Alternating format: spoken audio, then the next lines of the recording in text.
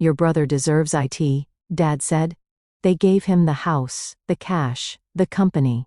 A month later, Mom texted, "Mortgage is due." I replied, "Ask your heir." I'm Megan, 32, and last month my phone lit up with a text from my mother. "Mortgage is due." 3 years ago, my parents handed their multi-million-dollar construction company, family home, and investment accounts to my younger brother Ryan, saying he deserved it all. I spent 15 years helping build our family business while Ryan partied through his 20s. When Dad told me I was getting nothing, his exact words were, "Your brother deserves it." Now they're drowning in debt. Before I tell you what happened next, drop a comment letting me know where you're watching from, hit that like button, and subscribe to join my journey of standing up for myself. Growing up in our sprawling colonial home in the suburbs of Boston, I always felt like I was living in Ryan's shadow. Our family story began with my grandfather, William Patterson, who started Patterson Construction from his garage in 1965. With nothing but determination and a pickup truck, he built it into a respectable local business. When my father Thomas took over in the early 1990s, he expanded it into a regional powerhouse with contracts across New England. I was 7 when Ryan was born. I remember my father's face lighting up in the hospital waiting room when the nurse announced, "It's a boy." That moment set the tone for the next 25 years of family dynamics. "Finally, a Patterson to carry on the family name," Dad declared, as if I hadn't existed for the previous 7 years. From the beginning, the difference in how we were treated was subtle but unmistakable. For Ryan's 5th birthday, he received a custom playhouse that Dad had the company crew build in our backyard. For my 12th birthday that same year, I got a cake and a bookstore gift card. When I brought home straight A's on my report card, Mom would say, "That's nice, honey," before turning her attention back to Ryan's C in math, praising him for improving. My mother Nancy wasn't openly biased, but she enabled my father's favoritism. She was the peacekeeper, always trying to smooth things over with extra attention when Dad wasn't looking. "Your father just has traditional values," she'd whisper after particularly painful instances of favoritism. "He doesn't mean anything by it." By the time I reached high school, I had developed a strategy: excellence. If I couldn't win their affection through existence, perhaps achievement would do the trick. I joined every business-related club, became president of the Future Business Leaders of America chapter, and graduated as salutatorian. Meanwhile, Ryan barely maintained AC average, spending more time at attention than in extracurricular activities. During my sophomore year, I overheard Dad talking with Ryan after he'd been caught drinking at a school dance. "Boys will be boys," Dad said with a laugh. "Just don't get caught next time." 3 months earlier, I'd been grounded for a week for missing curfew by 15 minutes after staying late at a study group. When it came time for college decisions, I specifically chose to major in business management with a focus on construction management, not because it was my passion, but because I thought it would finally earn my father's respect. I wanted to show him I was serious about the family business. Ryan, on the other hand, bounced between 3 different majors before settling on communications because it was easy. The summer before my senior year of college, I interned at Patterson Construction. I arrived early, stayed late, and absorbed everything I could about estimating, project management, and client relations. Dad barely acknowledged my presence, assigning me to file paperwork while Ryan, home from his sophomore year, was invited to client meetings and job sites. "Ryan needs to learn the business from the ground up," Dad explained, when I questioned why my brother was attending executive meetings while I organized the supply closet. The irony was completely lost on him. Despite everything, I loved our family business. I saw its potential and genuinely wanted to be part of its future. Every summer and holiday break, I worked different positions throughout the company. I learned the names of every employee from the accounting department to the construction crews. I understood their concerns, their processes, and their ideas for improvement. Christmas of my senior year in college, I presented my father with a detailed business plan for expanding Patterson Construction into green building practices. I'd spent months researching industry trends, tax incentives, and potential new client bases. He glanced at the cover, said, "We'll see," and set it aside. Later that night, he spent 2 hours in the den with Ryan, teaching him how to read blueprints even though Ryan showed no interest or aptitude. Mom tried to comfort me afterward. "Your father just connects better with Ryan," she said, patting my hand. "He doesn't know how to relate to a daughter in business." I pointed out that several major construction companies in our area were run by women. She just shrugged and changed the subject. By the time I graduated, I had accepted that I would never be the favorite, but I was determined to prove my worth through results. I believed that actions spoke louder than words, and eventually, my contributions would be undeniable. Looking back now, I recognize the naivety in that hope. No amount of excellence can overcome entrenched favoritism, especially when it's reinforced by traditional gender expectations. Despite everything, I never gave up. Maybe that was my greatest strength or my biggest weakness. I refused to walk away from a family and a business that I loved, even when every sign pointed to the fact that my place in both would always be secondary to my brother's. I worked 3 part-time jobs throughout college to pay for my expenses. Meanwhile, Ryan received a full ride from the bank of mom and dad, complete with a luxury apartment and a new car every 2 years. My parents covered his tuition, rent, meal plan, and gave him a generous monthly allowance that exceeded what many graduates make in their first jobs. When I asked my parents why they wouldn't help me financially, Dad said, "You need to learn the value of hard work." As if Ryan didn't. I graduated summa cum laude with a double major in business administration and construction management. Ryan barely scraped by with a 2.3 gigapascals in communications after 5.5 years. At my graduation dinner, Dad raised a toast to Megan, who always does things by the book. At Ryan's graduation 6 months later, he wept openly. "To my son, who will carry the Patterson name into the future of our business." When I officially joined Patterson Construction after graduation, I was placed in an entry-level estimating position despite my qualifications. My starting salary was lower than recent hires with less education. "You need to understand every aspect of the business from the ground up," Dad explained. 3 weeks later, Ryan was installed in a newly created Vice President of Client Relations role, complete with a corner office and company car. During my first year, I identified nearly $400,000 in potential savings through more efficient material ordering processes. I created a spreadsheet tracking historical pricing from various suppliers and identified patterns that allowed us to negotiate better rates. When I presented my findings in a management meeting, Dad nodded and said, "Interesting," before moving on to Ryan's presentation about hosting a company golf tournament. Despite the constant disappointment, I continued to excel. I became known among the project managers as the person who could solve problems. When material shipments were delayed, I found alternatives. When subcontractors failed to show, I had backups ready to call. I built relationships with everyone from the receptionist to the lead foreman on our biggest projects. One particular project stands out in my memory. We were building a medical office complex with a tight deadline and substantial penalties for late completion. 2 months into construction, our project manager quit unexpectedly. Ryan was supposed to step in, but he was on a 3-week European vacation with friends. Dad was in a panic until I volunteered to take over. I worked 14-hour days for 6 weeks straight. I renegotiated with subcontractors, reorganized the construction schedule to optimize crew time, and personally supervised critical phases of the project. We completed the building 2 days ahead of schedule and under budget. The client was so impressed they immediately contracted us for their next expansion. At the completion ceremony, I stood in the background while Dad and Ryan, who had returned just in time, cut the ribbon. The client's CEO specifically asked for me, shook my hand, and said, "This wouldn't have happened without you." Dad overheard and looked momentarily uncomfortable before clapping Ryan on the shoulder and saying, "The Patterson men know how to deliver." Meanwhile, I lived modestly in a small 1-bedroom apartment, while Ryan purchased a waterfront condo using his executive compensation package. I brought lunch from home and drove a 10-year-old Honda, while Ryan expense-accounted client lunches and drove a company-leased BMW.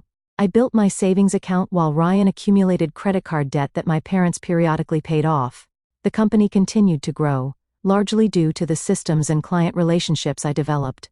I created a new division focusing on sustainable construction that attracted prestigious clients concerned about environmental impact. These projects carried higher profit margins and built our reputation as an innovative firm. Dad took credit for the initiative in industry publications, despite having initially dismissed my proposal. Ryan's contributions were less tangible. He was the face at charity galas and golf tournaments. He charmed the wives of clients at holiday parties. He was photogenic in company marketing materials. When he did manage projects, they typically ran over budget and behind schedule, requiring other managers, usually me, to step in and salvage them. During my 5th year with the company, we faced a major crisis. A significant commercial project was on the verge of collapse after Ryan approved design changes, without calculating the structural implications. The client was threatening legal action, and our reputation was at stake. Ryan was conveniently sick the week this all came to light. I spent 2 weeks negotiating with architects, engineers, and the client to find a solution. I secured additional financing, brought in specialized subcontractors, and personally supervised the remediation work. The project was saved, albeit with reduced profit. When the dust settled, Dad called me into his office. For a moment, I thought recognition was finally coming. "You've done good work cleaning up the situation," he said. "But in the future, consult with me before making financial commitments of this magnitude. Ryan made a mistake, but he's learning. We need to support him while he grows into his role." I sat there, stunned into silence. 10 years of dedication, and I was still being treated as subordinate to my brother who couldn't be bothered to show up when things got difficult. That night, I seriously considered leaving the company for the first time. But I'd invested so much of myself in Patterson Construction that walking away felt like admitting defeat. Besides, where would I go? This was the family business. My business too. Or so I thought. The evening that changed everything began normally enough. Mom invited Ryan and me to Sunday dinner, saying Dad had an important announcement. I assumed it was about the new office building we were planning, or perhaps the expansion into the commercial real estate market I'd been researching. I arrived 15 minutes early as usual, bringing a bottle of Dad's favorite scotch. The house I grew up in looked the same as always, immaculately maintained 4-bedroom colonial with the Patterson Construction sign proudly displayed near the driveway. 25 years of business success had allowed my parents to add a sunroom, swimming pool, and extensive landscaping to the property I still thought of as home. Ryan arrived 20 minutes late, offering no apology. Mom fussed over him as if he'd returned from war rather than the short drive from his condo. Dad beamed with pride when Ryan mentioned he'd just put a deposit down on a boat. No one asked about my recent successful negotiation of a contract that would secure work for the company for the next 3 years. During dinner, Dad cleared his throat and raised his glass. "I've been thinking about the future of Patterson Construction," he began. "I'm not getting any younger, and it's time to plan for succession." My heart quickened. This was the moment I'd been working toward. After 15 years of dedication, surely Dad recognized my contributions and commitment. "Your mother and I have decided it's time to start stepping back from day-to-day operations," he continued. "We want to travel, enjoy our golden years, and watch the business continue to thrive under new leadership." I sat up straighter, mentally reviewing the transition plan I'd been quietly developing for years. "Therefore," Dad said, turning toward Ryan, "we've decided to transfer ownership of Patterson Construction to Ryan, effective immediately." The room started spinning. I gripped the edge of the table. "Additionally," Dad continued as if he hadn't just shattered my world, "we'll be transferring the house and our investment accounts to Ryan as well. He'll need these assets to secure the company's future growth." "What about Megan?" Mom asked quietly, the first indication that perhaps this hadn't been a unanimous decision. Dad barely glanced my way. "We're offering Megan a generous severance package in recognition of her years with the company. 3 months' salary and her company car. That's it." I finally found my voice. 15 years of my life, and I get 3 months' pay while Ryan gets everything? "Your brother deserves it," Dad said firmly, his tone indicating the matter was settled. "He's a Patterson man. The company should stay with the family name." "I'm a Patterson too," I said, my voice shaking. "Until you marry," Dad replied dismissively. "Besides, Ryan has a vision for the company's future." Ryan smirked across the table. "Don't worry, sis. I might find a place for you in the new organization, maybe in HR or something." I looked at Mom, hoping for support, but she stared at her plate. "We just want what's best for the company," she murmured. "What's best for the company?" I stood up, knocking my chair backward. "Ryan doesn't know the first thing about running this business. He can't read a balance sheet, he's never completed a project on time, and half the crews refuse to work with him because he doesn't know what he's talking about. That's enough." Dad slammed his hand on the table. "This decision is final. The paperwork has already been prepared. Did you ever intend to include me in the company's future? I asked, tears threatening. Dad's expression softened slightly. Megan, you're smart. You'll land on your feet. But Patterson Construction needs a Patterson at the helm. It's tradition. A male Patterson, you mean? I said bitterly. Don't make this about gender, Ryan interjected. It's about who Dad trusts to carry on his legacy. I looked around the table at my family, Dad resolute in his decision, Mom, unwilling to challenge him. Ryan, barely containing his triumph. 32 years of trying to prove myself, of loving people who would never value me equally, crashed down around me. Congratulations on your retirement, I said coldly to my parents. And congratulations on your inheritance, I added to Ryan. I hope you all get exactly what you deserve. I walked out without looking back, ignoring my mother's calls to return. In my car, I finally let the tears come, not just for the lost inheritance, but for the recognition I'd never receive, for the wasted years trying to earn love that should have been unconditional. The next morning, I submitted my resignation effective immediately.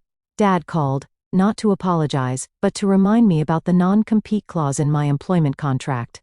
You can't work for any competitor within 100 miles for 2 years, he said, as if that was his primary concern. I wouldn't dream of it, I replied before hanging up. I cleared out my office on a Sunday when no one would be there. 15 years of work fit into 2 cardboard boxes. As I took one last look at the company I'd helped build, I made myself a promise. I would never again allow my worth to be determined by someone else's inability to see it. The first month after leaving Patterson Construction was the hardest. I rented a furnished apartment in Chicago as far from Boston as I could reasonably go while still staying in the construction industry. Each morning, I woke up questioning my decision. Each night, I reminded myself that staying would have slowly destroyed my soul. I allowed myself 2 weeks to grieve. I cried, I screamed into pillows, I wrote scathing letters to my family that I never sent. Then I got to work rebuilding my life from scratch. The severance package barely covered my first month's rent and security deposit. I dipped into my savings to furnish my apartment minimally and set up my new business, Patterson Consulting. Keeping my name was a small act of defiance. I created a website, business cards, and a LinkedIn profile emphasizing my experience without mentioning it was family business. Cold calls and networking events became my daily routine. I introduced myself to everyone in the Chicago construction industry. From subcontractors to developers, most doors remained firmly closed. Construction consulting from an unknown woman in a male-dominated industry wasn't an easy sell. My first client came through pure desperation, theirs, not mine. A mid-sized developer had fired their project manager mid-construction and needed immediate help. The project was 3 months behind schedule and significantly over budget. I offered to work for a reduced fee with a bonus structure tied to getting the project back on track. For 6 weeks, I worked from 6 a.m. until midnight. I renegotiated with subcontractors, reorganized the construction schedule, and identified costly mistakes in the original plans. By the end, we had cut the delays in half and identified enough savings to offset the previous overruns. The developer was impressed enough to refer me to 2 colleagues. Suddenly, I had a small client base and positive references. I created a niche for myself, the construction consultant you call when things go wrong.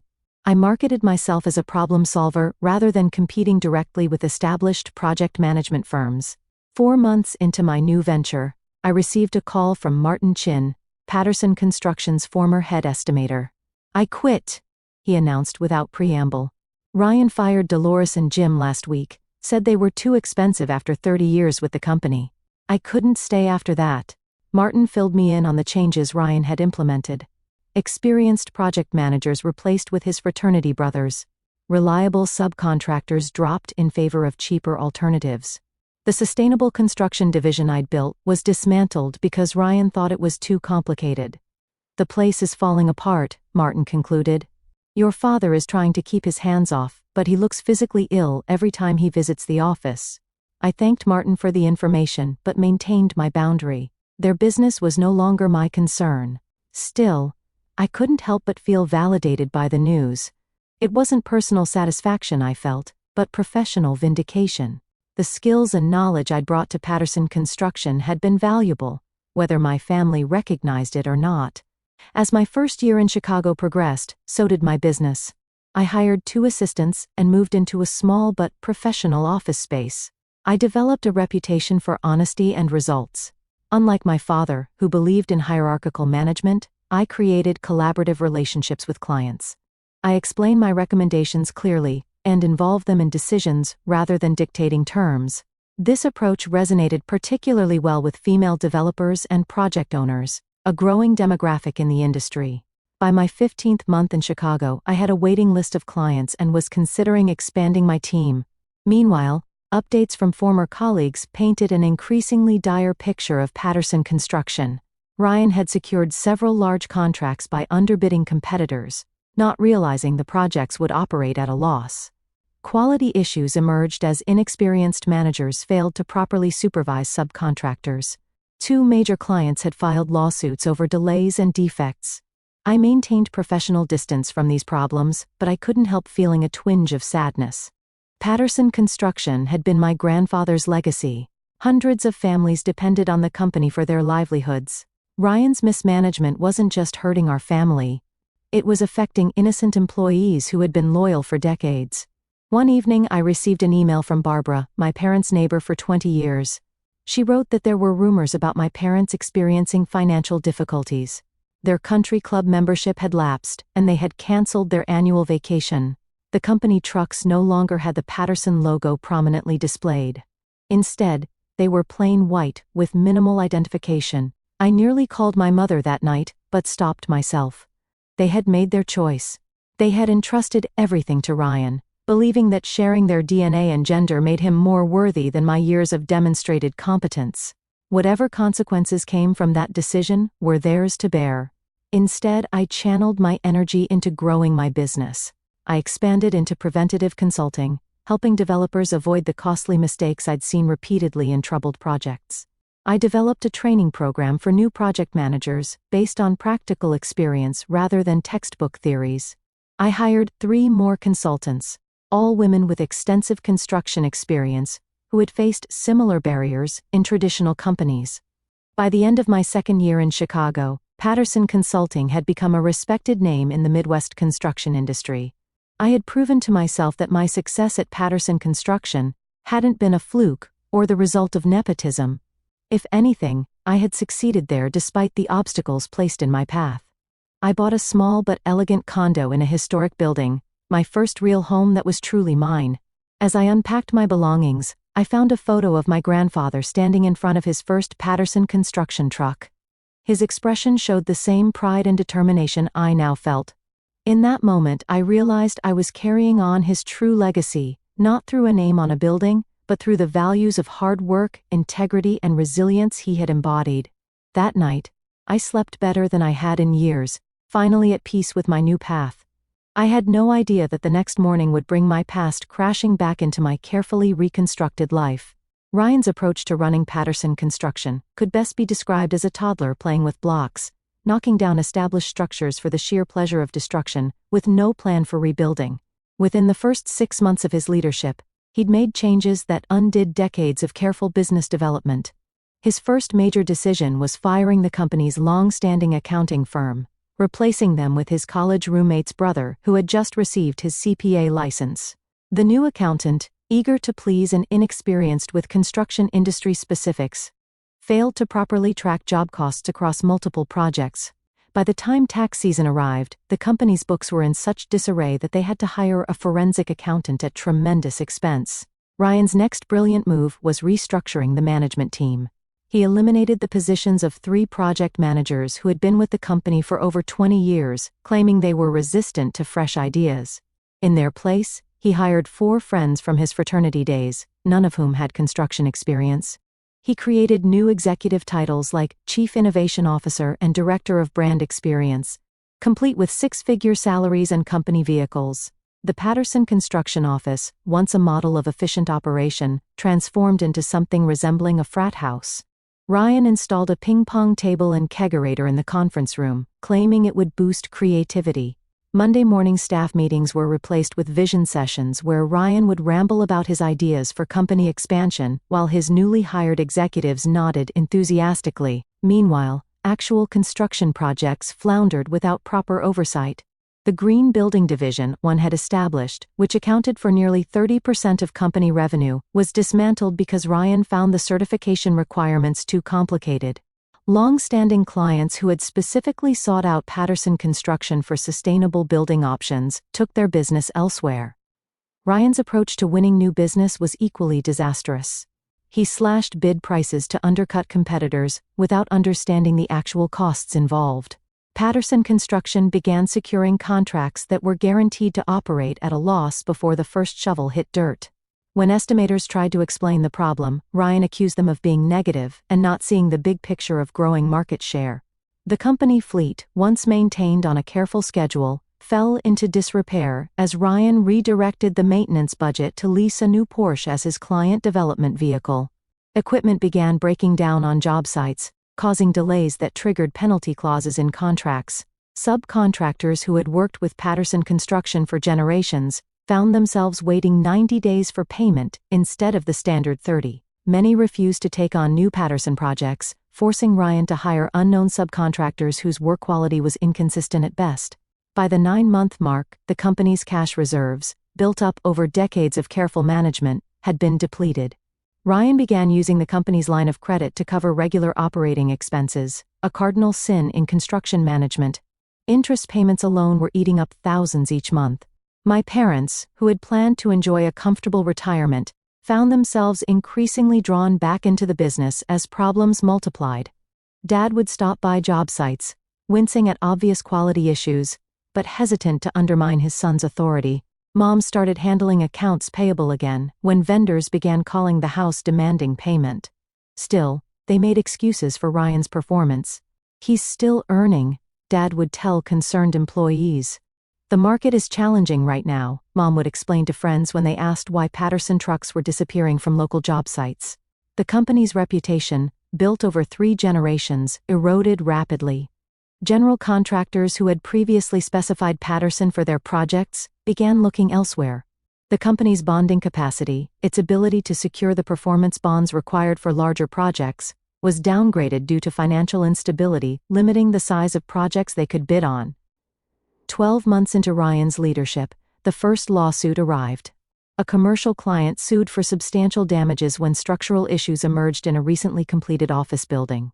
Investigation revealed that Ryan had approved substituting lower-grade materials than those specified in the contract to save costs. The company's insurance carrier initially denied the claim, citing willful negligence. A second lawsuit followed when an apartment complex Patterson had built developed extensive water damage. The source was traced to improperly installed flashing, a basic construction element that any experienced project manager would have verified. The settlement depleted what remained of the company's cash reserves. Around the 15-month mark, Ryan made his most catastrophic decision. Without consulting financial advisors, he used the company's remaining borrowing capacity to purchase an adjacent property for a planned headquarters expansion. The timing couldn't have been worse. The commercial real estate market was at its peak, and he paid well above market value. Within 6 months, property values declined, leaving the company upside down on the loan. The personal spending continued unabated. Ryan bought a boat, then a vacation property in Florida. He took business development trips to Las Vegas and the Caribbean. Company credit cards were maxed out at high-end restaurants and luxury hotels. With the business hemorrhaging cash, Ryan began tapping into my parents' personal finances.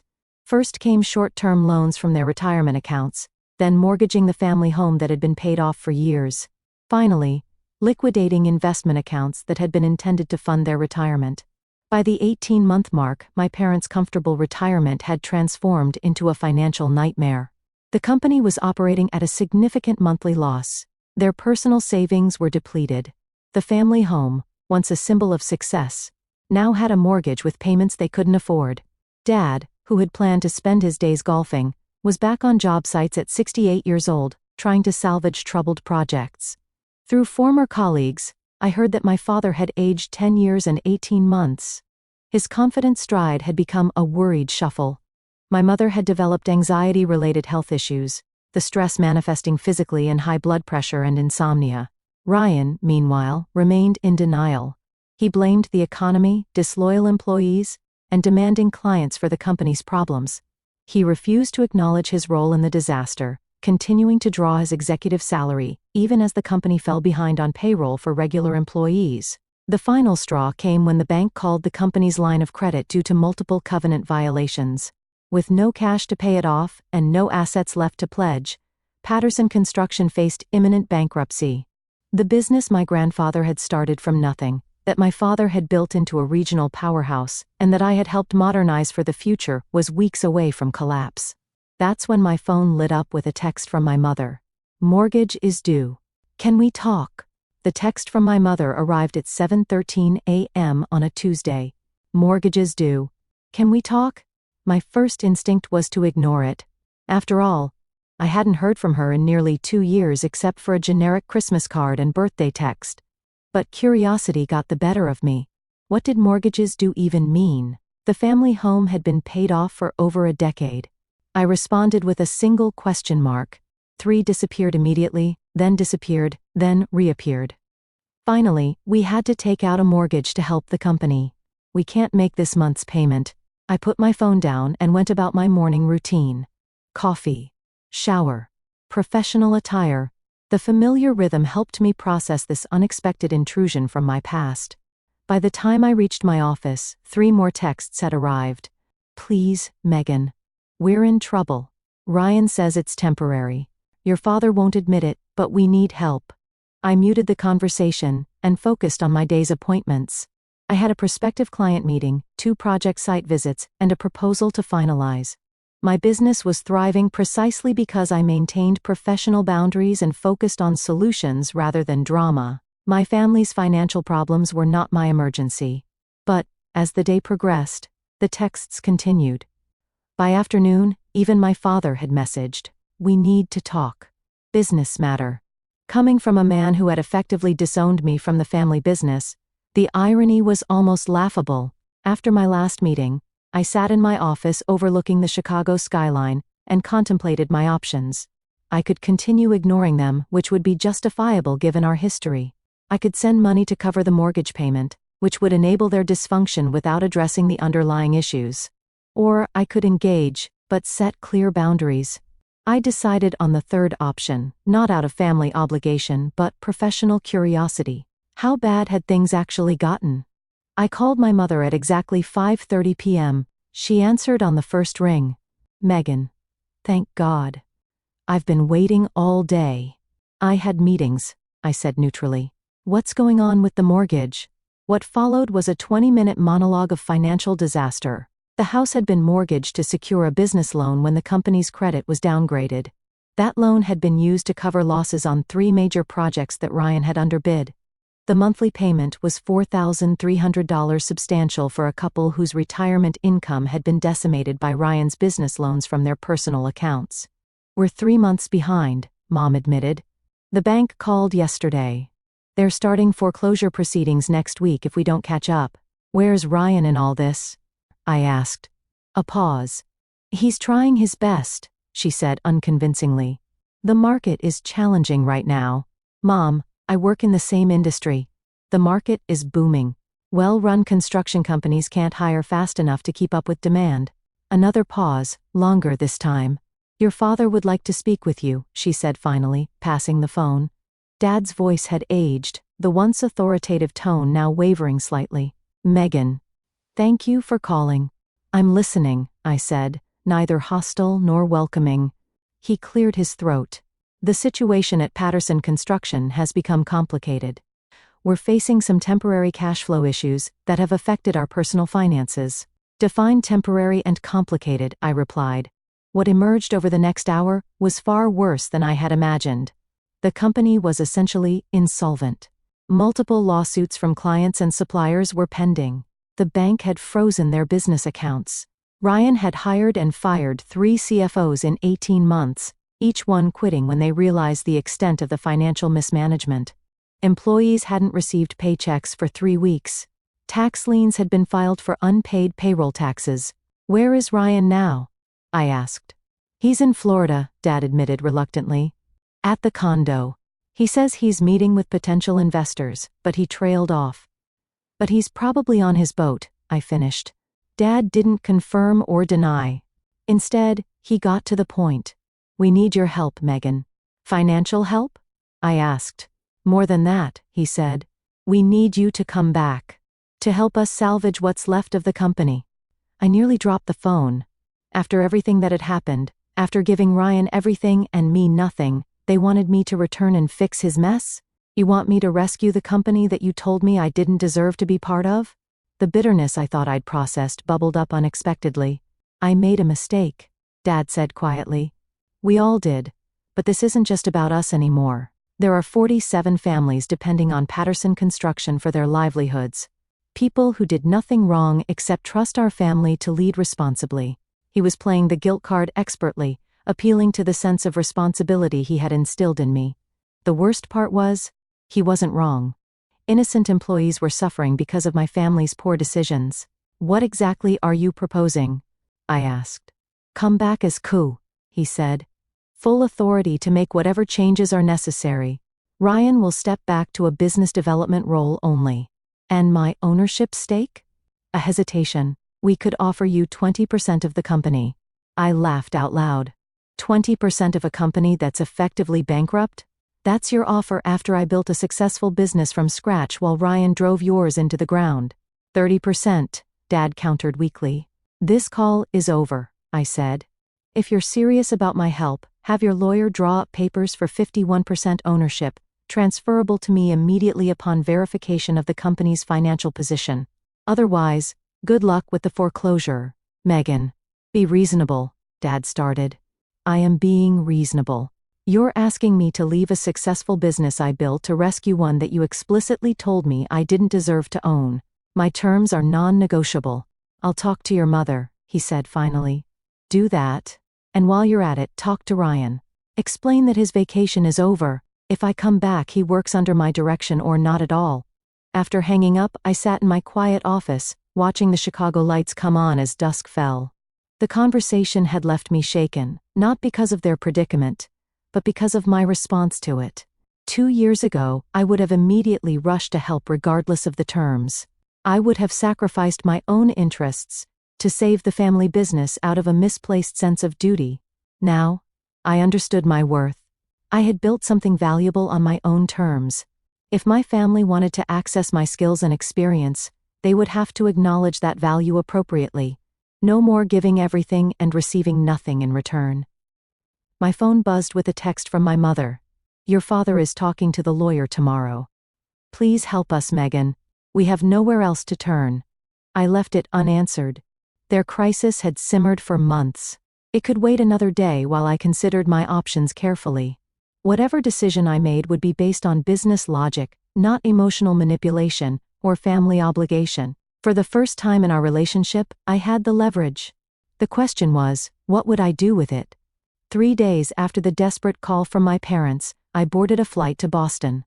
In my briefcase were 2 documents prepared by my attorney, one for a consulting agreement, the other for a transfer of controlling interest in Patterson Construction.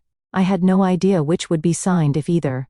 I had rented a car rather than asking my parents to pick me up, maintaining the professional distance this situation required.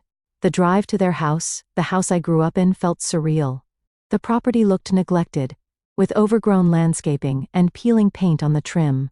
The Patterson Construction sign, near the driveway, was gone. My mother opened the door before I could knock, pulling me into a tight hug that I didn't return. My father stood awkwardly in the entryway, looking older and smaller than I remembered. Ryan was noticeably absent. Where's Ryan? I asked after minimal pleasantries. He's coming, Dad said, checking his watch. He should be here soon. We moved to the living room where financial documents were spread across the coffee table, bank statements, legal notices, tax forms, the physical evidence of their financial collapse. Before we begin, I said, I need to understand exactly what I'm walking into. I want to see everything. Bank statements, credit card bills, loan documents, lawsuits, tax notices. Everything. For the next 2 hours, my parents walked me through the disaster. The company had over $3,700,000 in debt, with virtually no assets remaining. Suppliers were refusing deliveries without upfront payment. 3 major clients had terminated contracts due to delays and quality issues. The family home had a $780,000 mortgage with no payments made in 4 months. Where did all the money go? I asked, although I already knew the answer. Dad hesitated, but Mom spoke up. Ryan made some questionable decisions. As if on cue, the front door opened, and Ryan strolled in. He was tanned from his Florida business trip, designer sunglasses perched on his head. He stopped short when he saw me. "Family reunion?" he said, with forced casualness. "Nobody told me Megan was coming." "Sit down, Ryan," I said. "We're discussing how you destroyed a 3-generation family business in less than 2 years." His face flushed. "That's not fair. The market conditions." "Save it," I interrupted. "I've seen the numbers. This has nothing to do with market conditions and everything to do with incompetence and embezzlement." "Embezzlement? That's a serious accusation," he blustered. I pulled out a document from my briefcase, a spreadsheet I had prepared analyzing his personal expenditures charged to the company.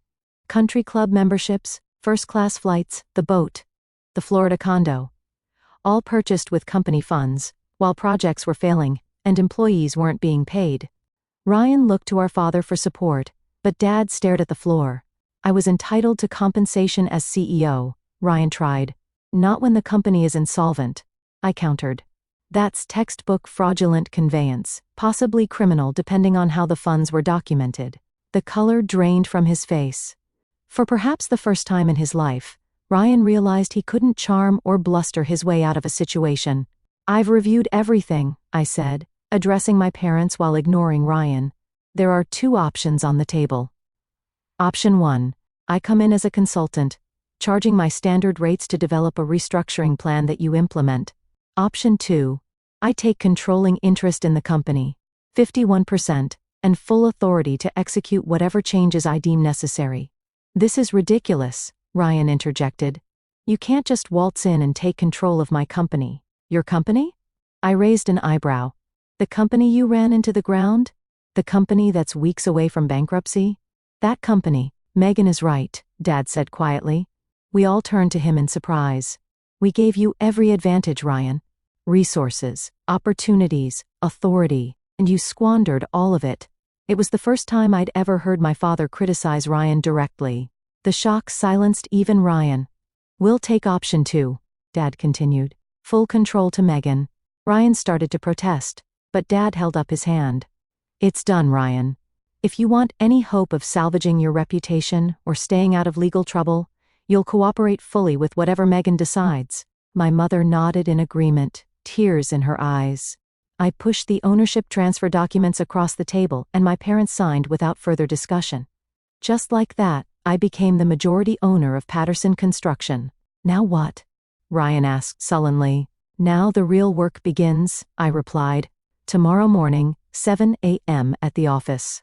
Everyone, including you, Ryan."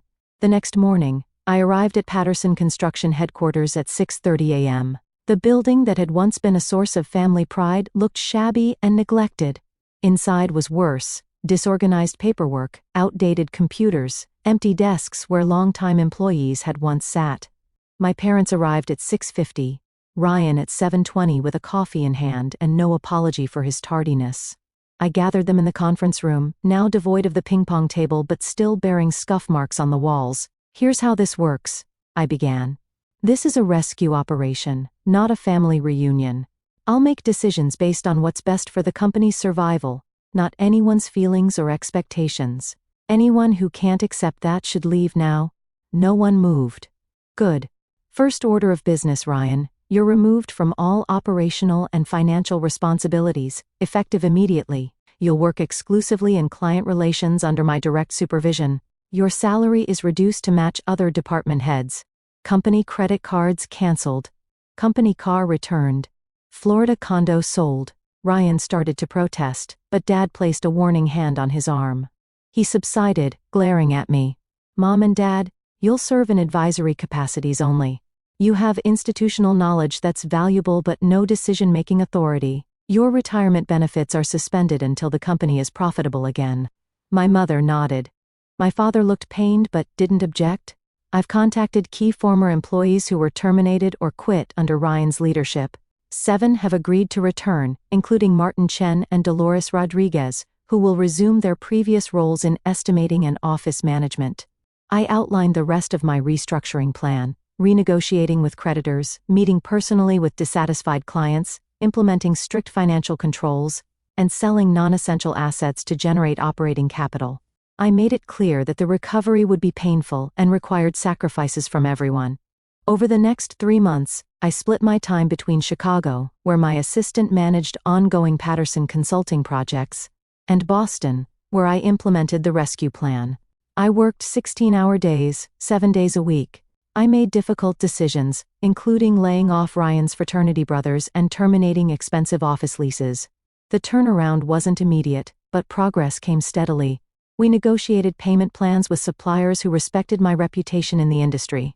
2 major clients agreed to reinstate contracts with revised timelines after I personally guaranteed quality oversight. The bank restructured loans based on our realistic recovery plan. Ryan, to my surprise, proved somewhat useful once limited to client relations only. Stripped of financial authority but still able to charm potential clients, he secured several small but profitable projects that helped stabilize cash flow.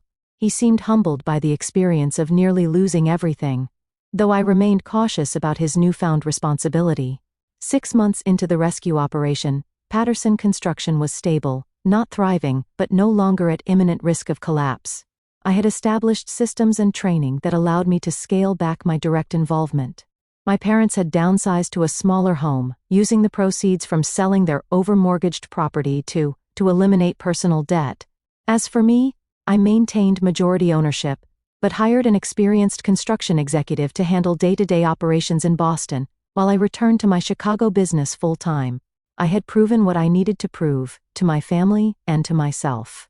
The most significant change wasn't in the company's financial statements, but in my family's dynamics. My father, who had once dismissed my contributions, now consulted me on every major decision.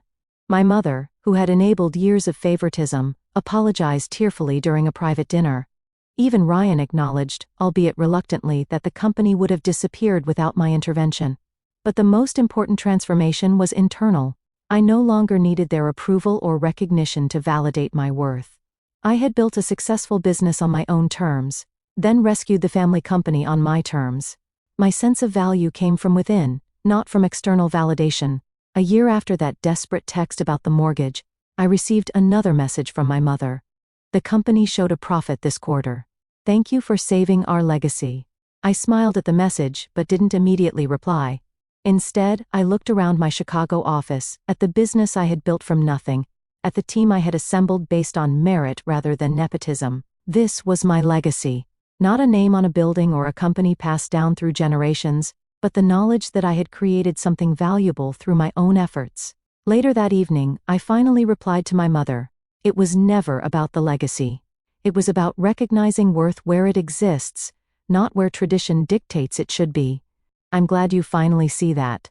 The journey from being the overlooked daughter to the company's savior taught me lessons no business school could provide. That sometimes losing everything is the only way to discover your true value. That standing firm in your worth isn't selfish, it's necessary. And, most importantly, that the opinions of others, even family, don't define your capabilities or potential. So, what about you? Have you ever had to prove your worth to people who should have recognized it all along? Have you had to create boundaries with family to protect your self-respect? I'd love to hear your stories in the comments below. Don't forget to like this video and subscribe to my channel for more real-life experiences and lessons learned the hard way. Remember, sometimes the people who should support you the most are the ones who see your value least, until you show them exactly what they stand to lose. Thank you for joining me on this journey, and I'll see you in the next video.